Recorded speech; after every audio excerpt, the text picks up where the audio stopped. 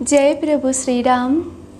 हम कथा सुनाते राम सकल गुण धाम की। हम कथा सुनाते राम सकल गुण धाम की। ये रामायण है पुण्य कथा श्री राम की। ये रामायण है पुण्य कथा श्री राम की। जय प्रभु सिया राम। जय प्रभु श्री राम। रामायण कथा है प्रभु श्री रामचंद्र की। इसी रामायण कथा में अयोध्या कांड में प्रभु श्री रामचंद्र की ऋषि भरद्वाज के आश्रम में जाने की कथा मैं सुनाने जा रही हूँ।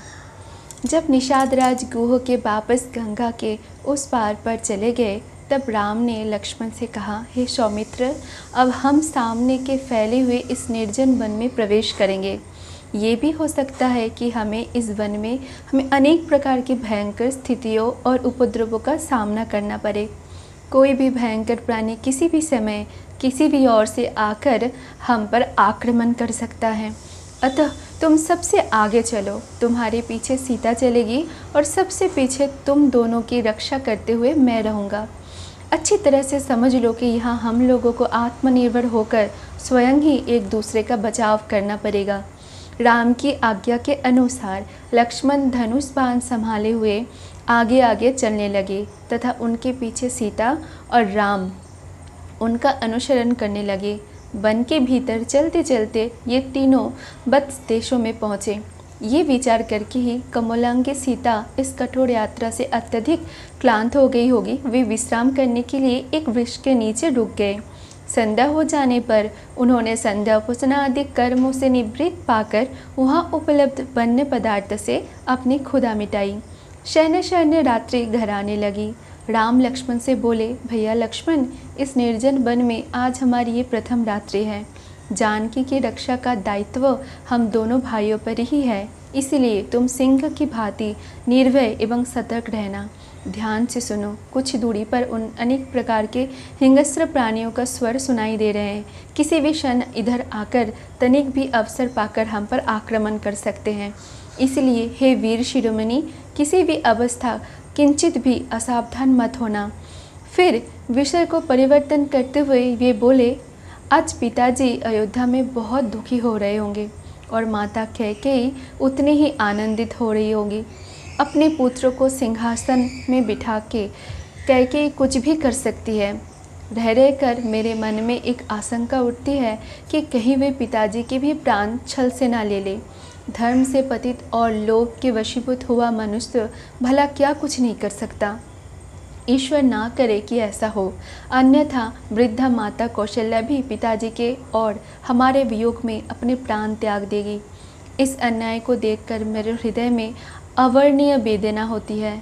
जी चाहता है कि इन निरीह वृद्ध प्राणियों के जीवन की रक्षा के लिए संपूर्ण अयोध्यापुरी को बाणों से बीन दो, किंतु मेरा धर्म मुझे ऐसा करने से रोकता है। सत्य जानो कि आज बड़ा दुखी हूँ। ऐसा कहते कहते राम का कंठ अवरुद्ध हो गया और वे चुप होकर अश्रुपूरित नेत्र से पृथ्वी की ओर देखने लगे। जब लक्ष्मण ने राम को इस प्रकार दुख से शतप्त होते देखा तो उन्होंने धैर्य बांधते हुए कहा, हे आर्य, इस प्रकार शोक विहल होना आपको शोभा नहीं देता। आपको दुखी देखकर भाभी माँ को भी दुख होगा। अतः आप धैर्य धारण करें। बड़े से बड़े संकट में भी आपने धैर्य का संबल कभी नहीं छोड़ा। फिर आज इस प्रकार अधीर क्यों हो रहे हो? उचित तो यही है कि हम काल की गति को देखें, परखें और उसके अनुसार ही कार्य करें। मुझे विश्वास है कि वनवास की अवधि निष्कंटक समाप्त हो जाएगी और उसके पश्चात हम कुशलतापूर्वक वापस अयोध्या लौटकर सुख शांति का जीवन व्यतीत करेंगे। तीनों की सैया पर लेटे हुए राम के निद्रामग्न हो जाने पर लक्ष्मण संपूर्ण रात्रि निर्भय होकर धनुष बाण संभाले राम और सीता के रक्षार्थ पहरा देते रहे। रात्रि व्यतीत होने पर सूर्योदय से पूर्व राम, लक्ष्मण और सीता ने संध्या से निवृत्त होकर त्रिवेणी संगम की ओर प्रस्थान किया।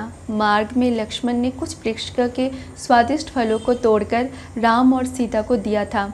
स्वयं भी उनसे अपनी क्षुधा शांत की। संध्या होते होते वे गंगा और यमुना के संगम पर पहुंच गए। कुछ देर तक संगम के रमणीक दृश्य को देखने के बाद राम बोले, लक्ष्मण, आज की इस यात्रा ने हमें महातीर्थ प्रयागराज के निकट पहुंचा दिया है। हवन कुंड से उठती हुई ये धूम्र रेखाएं ऐसे प्रतीत हो रही है मानो अग्निदेव की पताका फहरा रही है। हवन के इस धुएं की शास्त्रबद्ध के सुगंधि से संपूर्ण वायुमंडल आपूरित हो रहा है। मुझे ऐसा प्रतीत होता है कि हम महर्षि भरद्वाज के आश्रम के आसपास पहुंच चुके हैं। संगम की उस पवित्र स्थल में गंगा और यमुना दोनों ही नदियों कल कल नाद करती हुई प्रभावित हो रही थी। निकट ही महर्षि भरद्वाज का आश्रम था। आश्रम के भीतर पहुंचकर राम ने भरद्वाज मुनि का अभिवादन किया और कहा, हे महामुनि, अयोध्यापति महाराज दशरथ के पुत्र राम और लक्ष्मण आपको सादर प्रणाम करते हैं। भगवान पिता की आज्ञा से मैं 14 वर्ष पर्यंत वन में निवास करने आया हूँ। ये मेरे अनुज लक्ष्मण तथा मेरी पत्नी मिथिलापति जनक की पुत्री सीता है।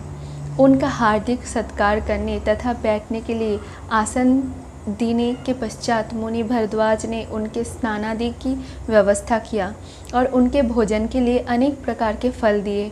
फिर ऋषि भरद्वाज बोले, मुझे ज्ञात हो चुका है कि महाराज दशरथ ने निरपराध तुम्हें वनवास दिया है और तुमने मर्यादा की रक्षा के लिए उससे सहर्ष शिकार किया है।